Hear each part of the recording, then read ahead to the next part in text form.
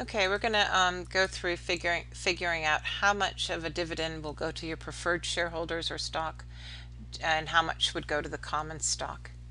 What they have told us here is the company has paid all its preferred dividends through 2007.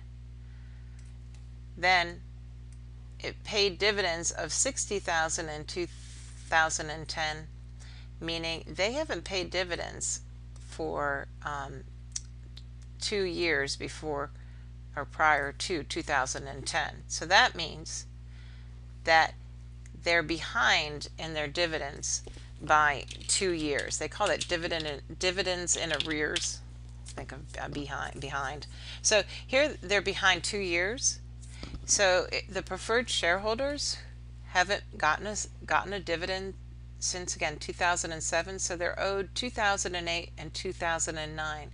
But that's only because this is cumulative preferred stock.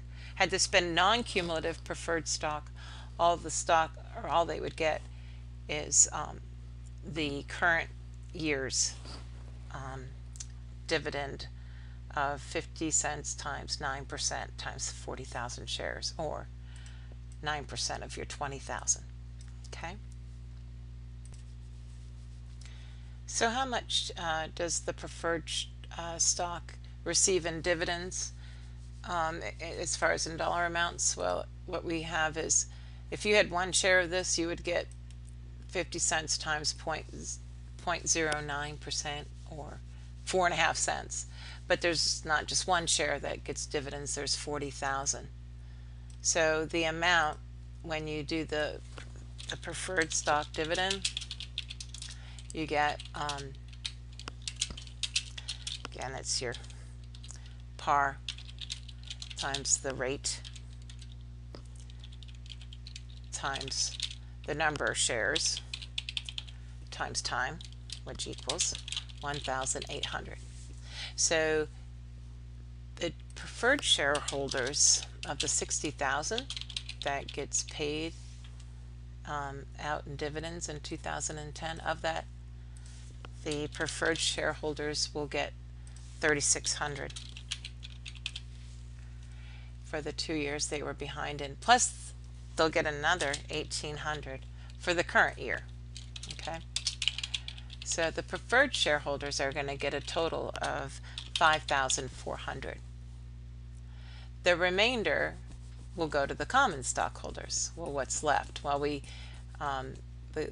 board of directors paying out 60,000. They're going to give 5,400 to the preferred shareholders. So you're left with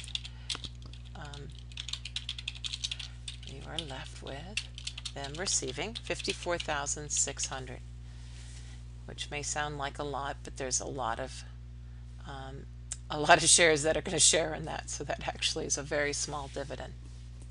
Let's look at the next year when they have a little more to pay out. They're paying out 120,000.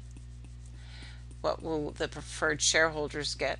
Well, there are no dividends in arrears. They've caught up. They paid for the 2008 and 2009 and then 2010. So all they're going to have to pay to the preferred shareholders is 1,800, and the remainder of the 120,000 will go to the common shareholders. Oops. Right, that's how you split up dividends between preferred and common. So to recap, each share here is going to get 4.5 cents PRT, but there's not just one share. You're going to have to give 40,000 shares that 4.5 cents. That's where we get the 1,800 per year. We had 3 years in which they were owed because the stock was cumulative. It's not non-cumulative, and the rest goes to common shareholders.